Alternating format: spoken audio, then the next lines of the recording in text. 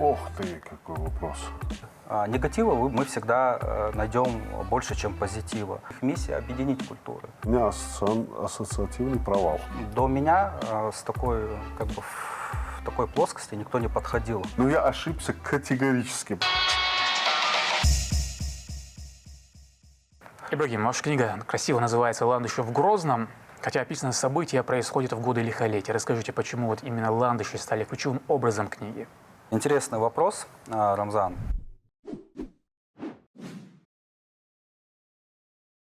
Ландыши, вообще это символ, да? То есть ландыш — это, когда у нас ландыши расцветают? Это весна, да?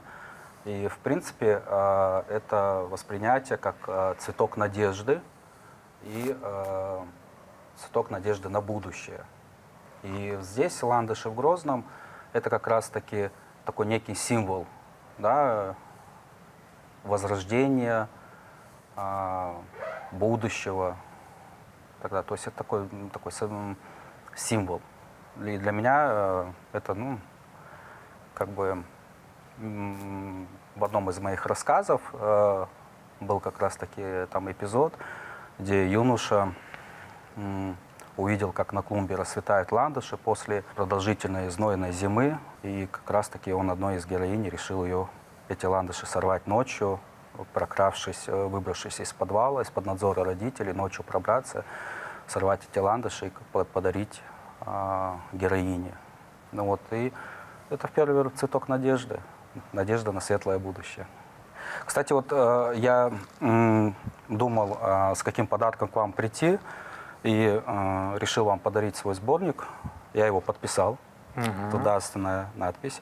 Поэтому это вам. Все, давай, Обязательно почитаю. Да, и расскажете потом, как вам понравилось или нет. Так, хорошо. Вы сейчас сказали про город Грозный. Родной Грозный сегодня, Грозный ваше детство. В чем для вас главное различие, в чем его неизменная душа? Все мои произведения — это был своего рода диалог. Диалог с прошлым, диалог с настоящим и где-то диалог с будущим. И где-то были там даже выстроены диалоги с людьми, которых уже нету и которым бы хотелось что-то сказать. Да? И здесь речи ни о какой, Рамзан, мистике не идет речи. Это было такое, все начиналось с таких психологических приемов, которые я писал для себя. Потом один из моих друзей увидел в моем кабинете домашнем это записи, говорит, это готовые материалы, почему ты не публикуешься там, и так далее. Я осмелился, опубликовал, и это было принято.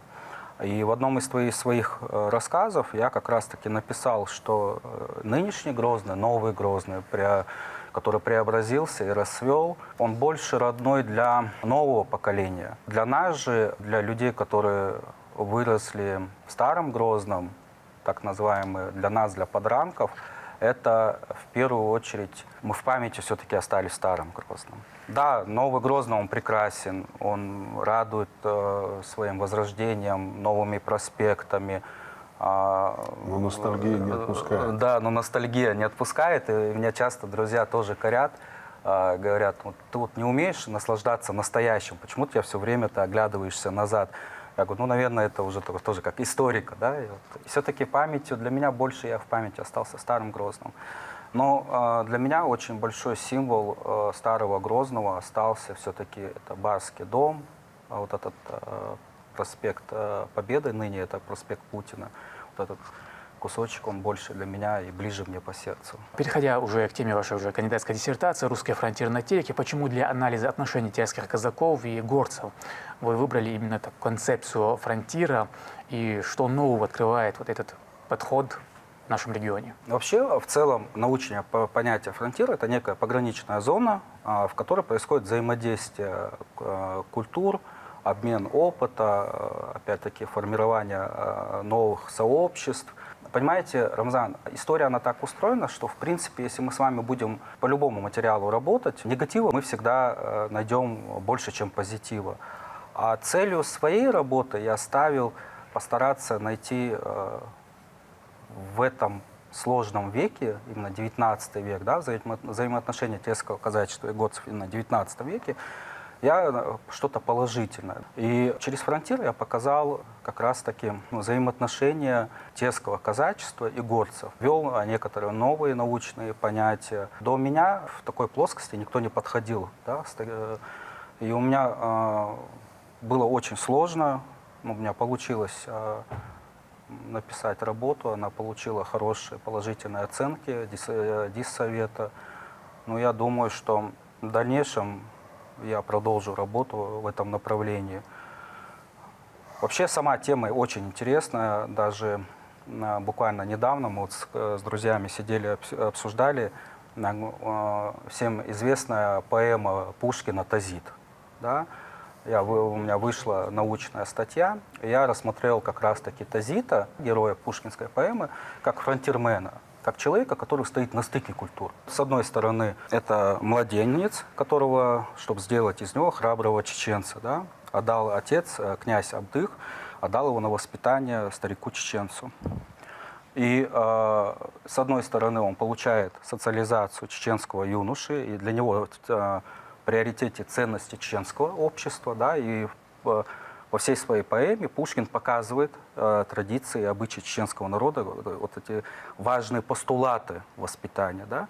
И тут он возвращается к отцу, и идет противоречие. Вот с одной стороны, он генетически он адык, да, а с другой стороны, он получает воспитание чеченца, да, и он становится человеком, который объединяет в себе две культуры.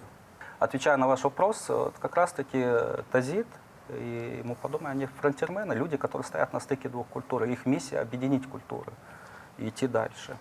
Тазит. Тазит. Это адык. Адык, да. У адыгов же и ученцев, на самом деле, вот мне кажется, я, конечно, там не углублялся, очень близкая вообще, по идее, Ну, такая в принципе, культура.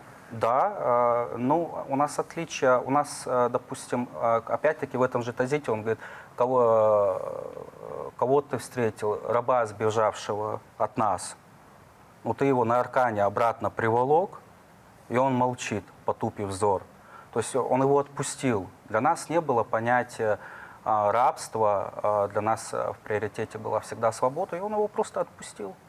Он его отпустил и был не понят своим отцом, почему он отпустил раба. И он говорит, не наполнит он стада угнанных у нагайцев, быков, не наполнит он суда рабами в Анапе. То есть уже отец сокрушается, неужели меня старик обманул? Он его не обманул, просто понятие культуры, оно немножко разделено. Да, мы очень схожи, но опять-таки отличия есть, Рамзан, есть. И настолько же разные. Да, вроде бы одинаковые и разные, да, верно подметили. Хорошо, Ибрагим. Муса, вы основали Keystone Consulting, да, компанию, которая помогает отелям, скажем так, становиться эффективнее. Вот какую главную, скажем так, боль современного ательера, да, вы стремились закрыть вот этим своим агентством? Если это можно так сказать. Можно сказать, очень хорошо. Между прочим, сама суть моей работы, прям очень в точку попали.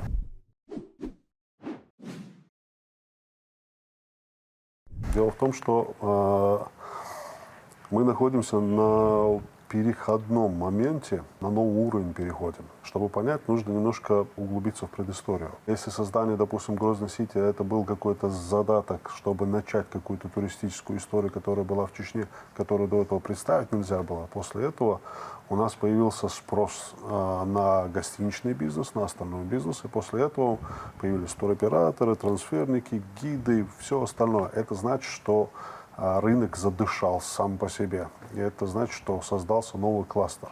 Но новый кластер, когда турист сам приезжает, он не означает, что здесь создана какая-то своя история, культура, характеристика туризма. Где, допустим, Кавминводы, если мы говорим, то это лечебный, оздоровительный в основном, прогулочный какой-то туризм. Если говорим про Сочи, это Формула-1, море, пляжи, там все остальное. Турция свой привкус, там Египет, пески, барханы свой привкус. И здесь история еще она не зародилась, и мы только начинали. Соответственно, очень много объектов было открыто. Чтобы вы понимали, дам цифры.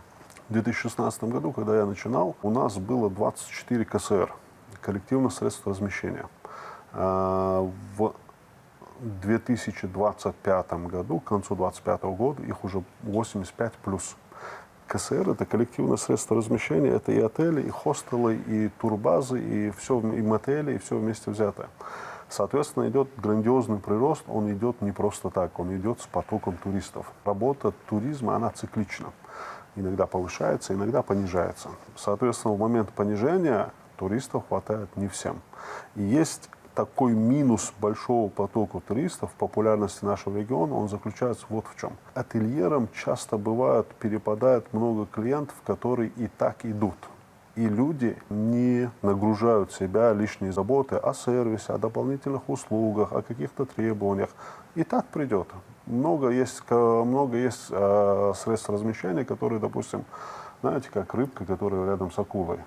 Когда большой отель наполнится, и мне тоже перепадет. То есть люди не образовываются, люди не усложняют свою задачу, не усложняют свою работу. И в момент, когда, соответственно, идет отскок вниз, количество туристов чуть меньше становится, им ничего не перепадает. И в момент, когда... Я бы не назвал бы этот кризис, это плавный рост, к который мы идем. Мы каждый раз доходим до какой-то несгораемой суммы, и в момент, когда отсечки, многие из них отваливаются. Когда запускается новый отель, или старый хочет реновироваться, он не хочет умирать, он хочет выйти на новый этап, он должен куда-то обратиться, должен знать какие-то стандарты, какие-то базовые вещи. Наша компания знает не только базовые вещи. Я сам больше 7 лет преподавал в ЧГУ, сервис, туризм, гостиничное дело. Сам запустил не один отель, есть кейс, есть практика. И мы запускаем их так, как это должно быть. По всему Кавказу можно приехать, я не буду ни про какие регионы плохо говорить, на самом деле у всех все хорошо, и каждый развивается, рвет и мечет по-своему. Но если если Ибрагим говорит про исторические моменты, про какое-то прошлое, которое ностальгическое, которое осталось, то в моем мировоззрении мы рвемся вперед, как поезд, который удерживает, который готов сорваться и урвать вперед. Но на самом деле уровень турпотока, он вообще прям бешеный. Да, это можно даже посмотреть, просто прогуливаясь по центру Грозного. Давайте мы начнем, если вы готовы. Конечно. У нас 10 вопросов и 3 подсказки, с которых вам необходимо выбрать оптимальный для вас 2. Это 50 на 50, право на ошибку и звонок другу. Что выберете? Ну, звонок другу, если только ему звонить буду. 50 на 50. Ну, давайте 50 на 50. Право на ошибку И есть. право на ошибку, да. А то с этой связью сейчас, наверное, и не дозвонишься еще до людей. Кстати, хорошо заметил. И первый наш вопрос звучит так. В какое море впадает река Терек? Балтийское море, Каспийское, Азовское, Черное. Ну, какой интересный вопрос, Муса. Так, Мы между двух морей находимся. Между Азовским и Каспийским. Балтийское я бы исключил. ну, Балтийское, да, Балтийское мы бы исключили. Ну, До Черного лететь далеко. Ну да. Я тебе предлагаю остановиться на Каспийском. Наш ответ Каспийский. Река Терек берет начало на леднике горы Зилгахох на высоте 2713 метров, преодолев 623 километра через Грузию и 6 регионов России, включая Чеченскую республику. Терек впадает в Аграханский залив Каспийского моря. Абсолютно верный ответ. Второй вопрос. А что изучает психология? Сознание, сердце, психику, душу.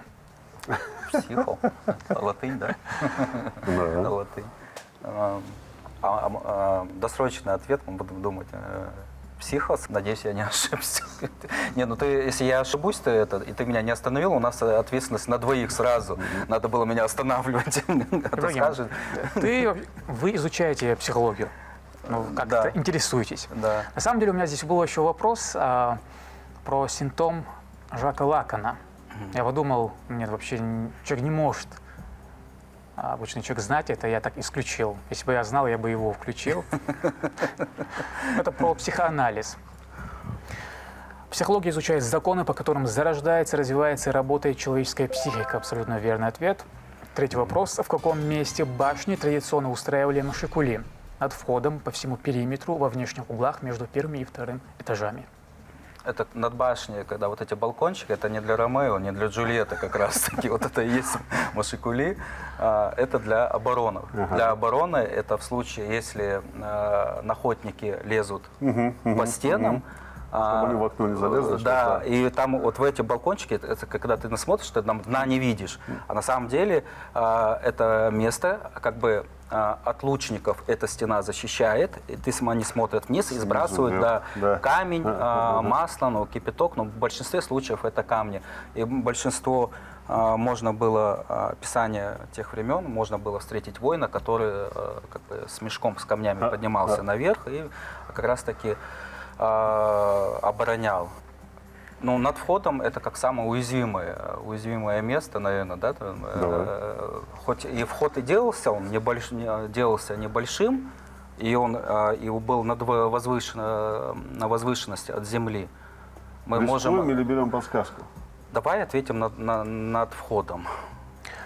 Машикули всегда устраивали над дверным проемом для того, чтобы исключить возможность приближения противника к двери с целью поджога. Абсолютно верный ответ. Дверной проем всегда был довольно узким и низким. Он обычно располагался с наиболее недоступной стороны, что значительно усложняло применение стенобитного орудия. Кроме того, с внешней стороны дверной проем был значительно уже, чем с внутренней, благодаря чему прикрывал края двери. Да.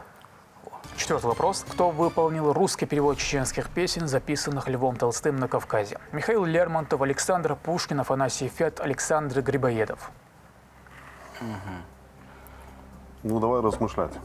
Ну, Лермонтов не успел бы. Лермонтов был здесь. Нет. Лермонтов был, ну, больше он в Пятигорске. Так. И он бы не успел. Участвовал в боевых действиях. Александр Пушкин тут тоже был. Но он был опять-таки проездом. Грибоедов или Афанасий Фет. Кто из них был больше знатоком? Кто из них мог перевести с чеченского языка? Ну, Грибоедов, насколько я знаю, был первым из русских писателей даже в крепости Грозная. Даже бывал в Чечне неоднократно. Да, я о нем почему-то сразу поэтому и подумал. Но я вас ни на что не ориентирую сейчас. Давай 50 на 50. А можно подсказку? 50 на 50? Да, конечно. Дабы не попасть в просак. Уберите два неверных варианта ответов. И у вас остается А и С. Либо это Михаил Лермонтов, либо Афанасий Фет. Фет. Тогда Фет. С. Чеченские песни, записанные Львом Толстым со слов местного жителя, были переведены на русский язык поэтом Афанасием Фетом. Абсолютно верный ответ. Отлично. А мы дошли, Рамзан, до несгораемой суммы? Может, мы пойдем? Наверное, это уже после пятого. И вот и пятый вопрос звучит так. Название какого инструмента переводится с латыни как дуновение? Туба, флейта, тромбон, валторна.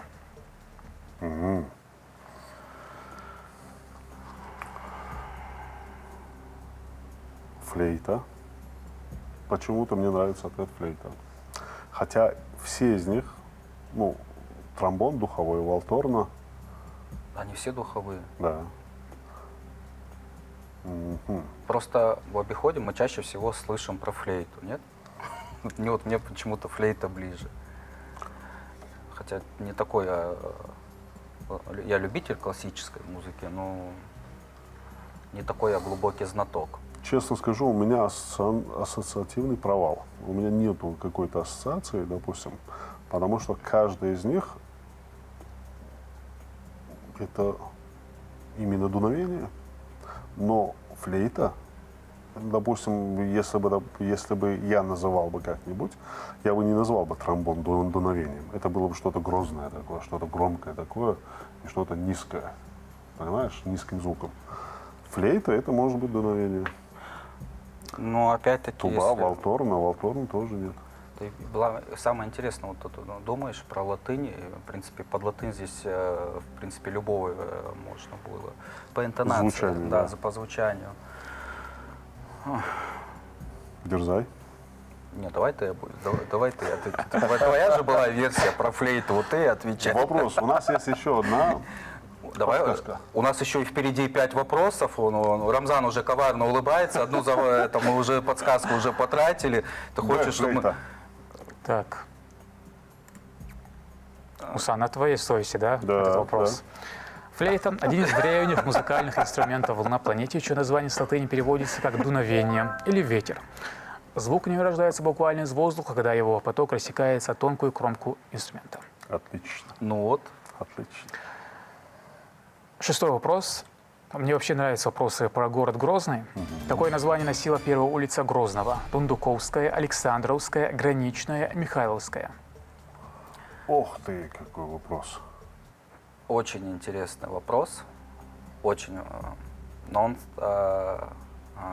связан как раз-таки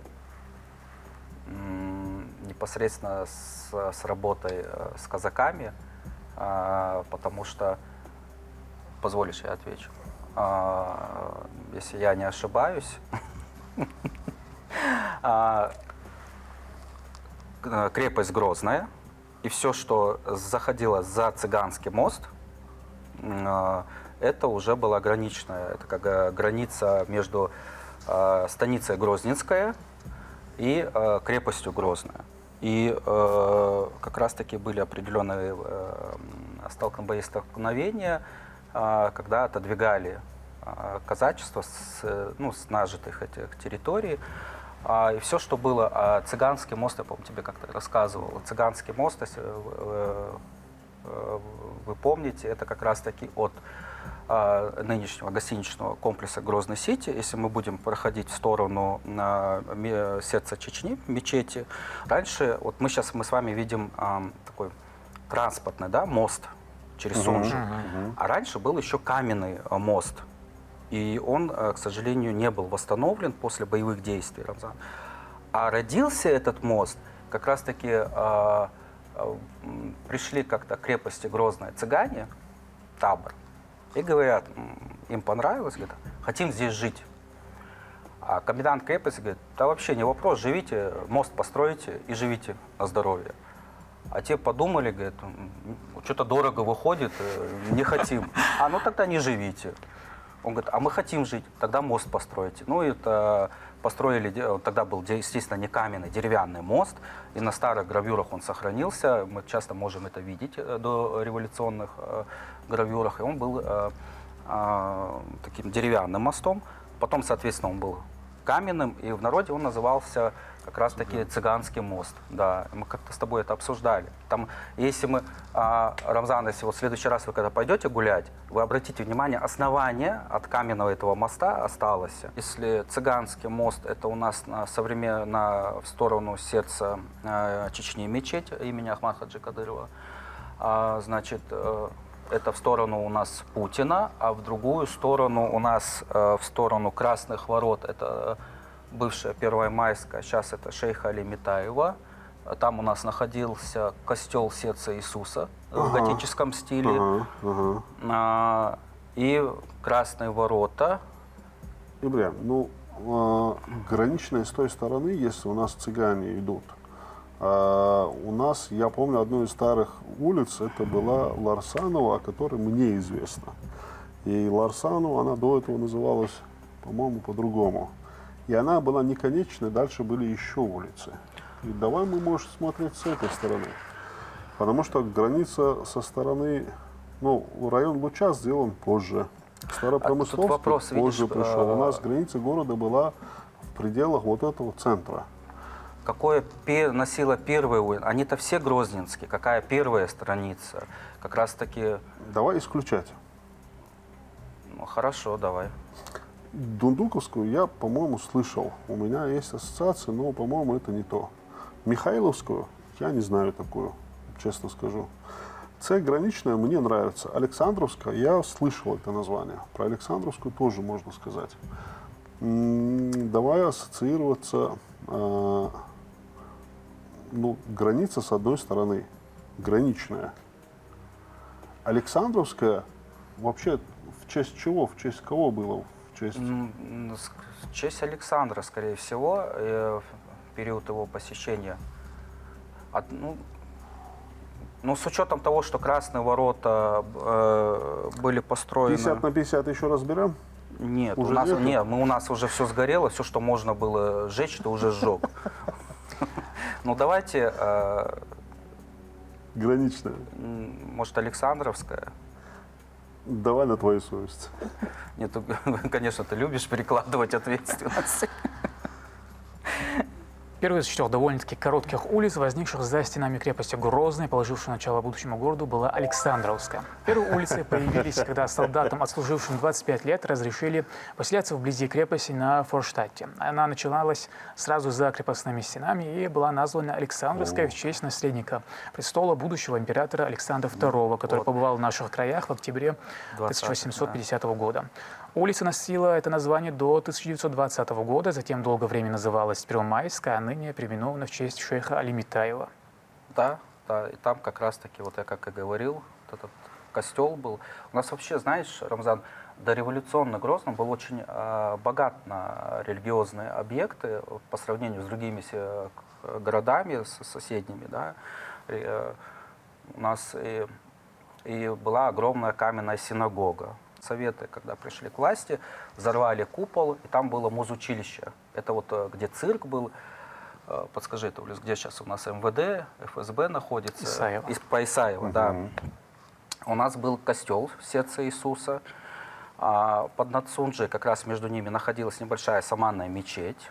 Вот, построена одним из торговцев из Азербайджана. Да, Азербайджана, да. Были и скиты, старообрядческие скиты были. В этом плане у нас Мультикультурный такой. мультикультуры, как раз таки Грозный был богат. Хорошо. И 7-й вопрос. Какой факт казиной Ам выдуман? В нем водятся редкие виды рыбы, площадь поверхности 3000 квадратных километров. Вода имеет уникальные физические свойства, расположена на высоте 1854 метров над уровнем моря. Я не скажу точно, когда. Давай я уж Давай. Туризм, пускай будет Туризм. чуть-чуть. Я знаю, что ты в курсе, но 1854 метра, это звучит близко к реальности. Это примерно та высота. Площадь поверхности 3000 квадратных километров. Это очень много, но есть вода и у нас, есть вода и в Дагестане. Соответственно, объем у нас очень большой и площадь очень большая. Вода имеет уникальные физические свойства, я бы поставил под вопрос. Но в нем водится редкий вид рыбы. Я склонен к тому, чтобы, скорее всего, редкий вид рыбы есть, потому что мы сохраняем этот... Форель. Да, мы сохраняем флору и фауну, бережем эту сторону. Запрещено на лодках кататься, на всем, что бензиновым, все, что с маслом, только весла. Соответственно, мы бережем редкий вид рыбы на большой поверхности воды, расположен на высоте очень высоко. Вода имеет уникальные физические свойства. Вся вода имеет уникальные физические свойства. По-моему, она не отличается. Я совсем согласен с твоими доводами. Они абсолютно, как всегда, верные. Но вот я не люблю с тобой спорить, это всегда плохо заканчивается для моей тонкой, хрупкой психики. Если он начинает, Рамзан, спорить, когда уже доводов у него не остается, а он физически, видите, он здоровее меня, и все заканчивается. Но здесь, видишь, вода имеет уникальные физические свойства. Мы как раз-таки была, вот в виде шале то, что построено, это еще было в советское время построено. Там тренировалась сборная по гребле. И они жили с семьями порой круглый год. Да. И как раз-таки за счет свойств, физического свойства, как раз-таки вода была плотная, плюс воздух, и тем самым они получали очень шикарный навык. И когда спускались вниз, они очень уютно себя чувствовали внизу и подавали колоссальные возможности. Так, но вот под сомнение, что ты ставишь? Смотри. Я бы 3000 километров квадратных. Тебе не кажется, что это площадь очень маленькой много? Страны? Ну, как бы... Хорошо, давай так. Редкий вид рыб, мы не сомневаемся. Есть форель, есть. Высота, мы не сомневаемся. Не сомневаюсь. Хорошо, уникальные физические свойства. Спортсмены приезжали. Приезжали, жили, и жители Ведено до сих пор помнят, как с автобуса возили детей в школу. Ведено оттуда возили каждый день. 3000 квадратных километров. Хотелось бы, но много. Ну давай. Хорошо. Ответ Б, да? Убедил.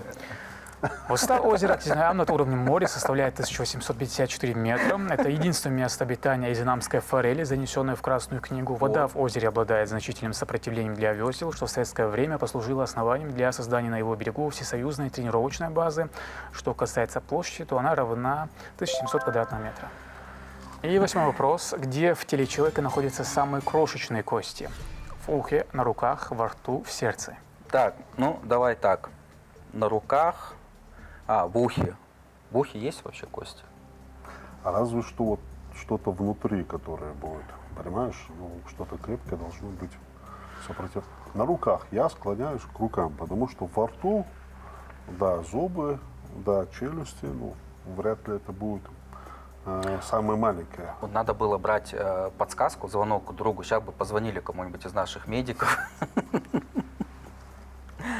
В сердце нет. Сердце мышца.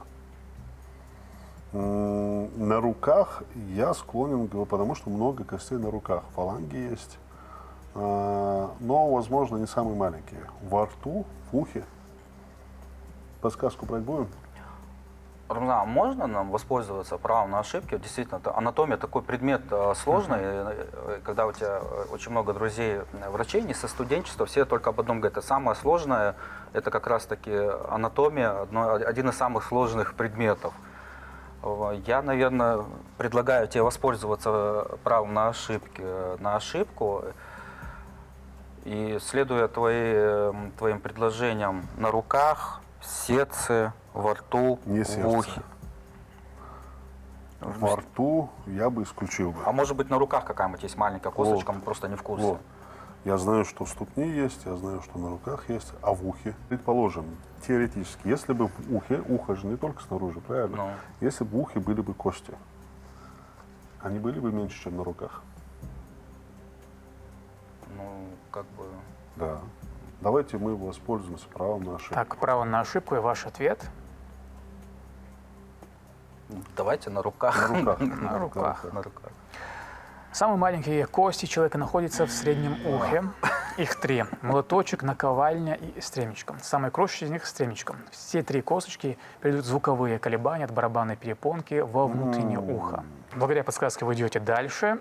И наш 9-й вопрос. Кто занял должность главы страны после Висы Тинаева? Гази Алдамов, Берса Шейх, Пейбулат Таймиев, Байсангур Биноевский. Я не вижу Байсангура Биноевского как мягкода.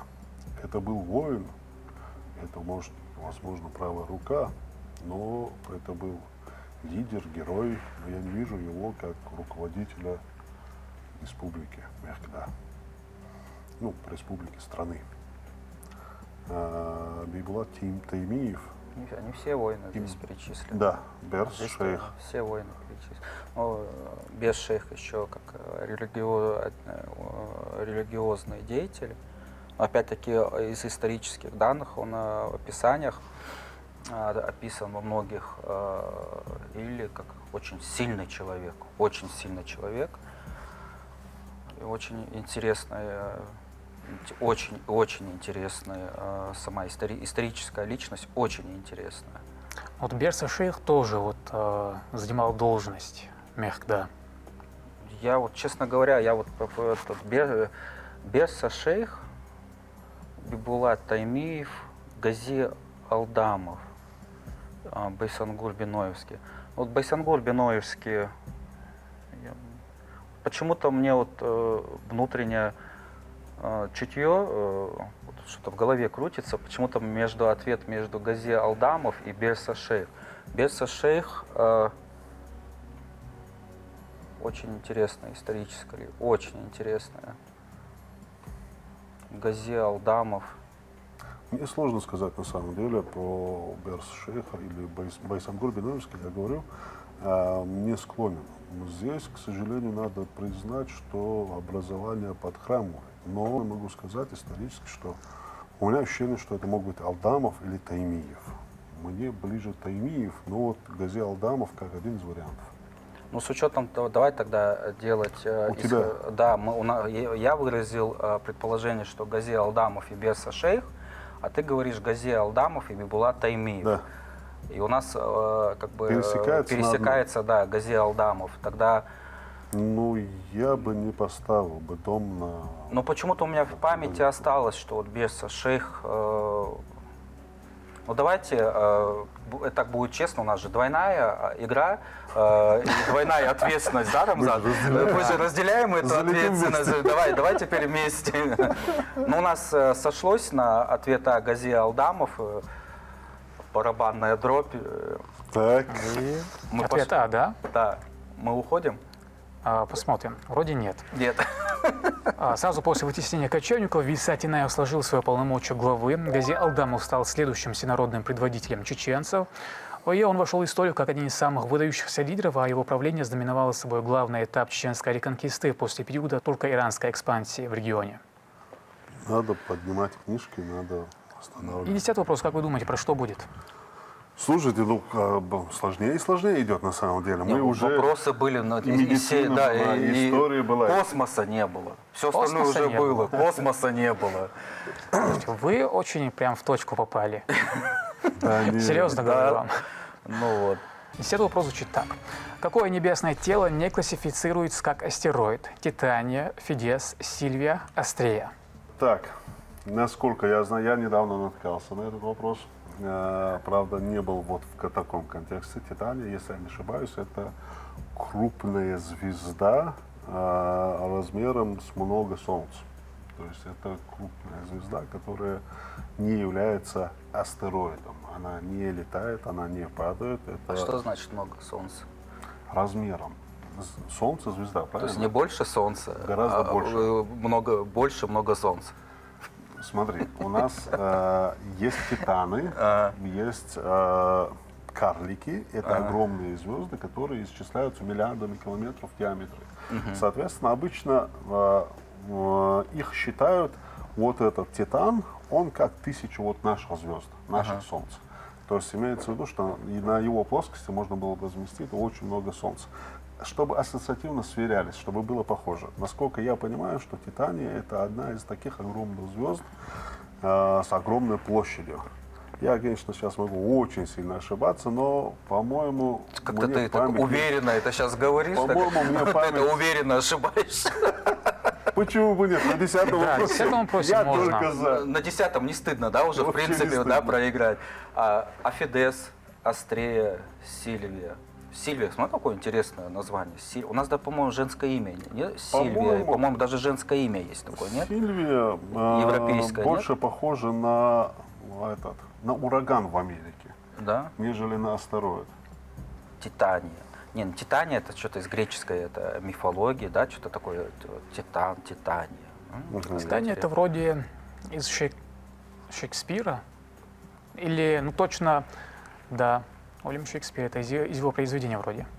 Титания. Для меня это небесная звезда. Это Фидес. Вот Житель небосвода. Астрея. Не, вот смотри, какие интересные имена.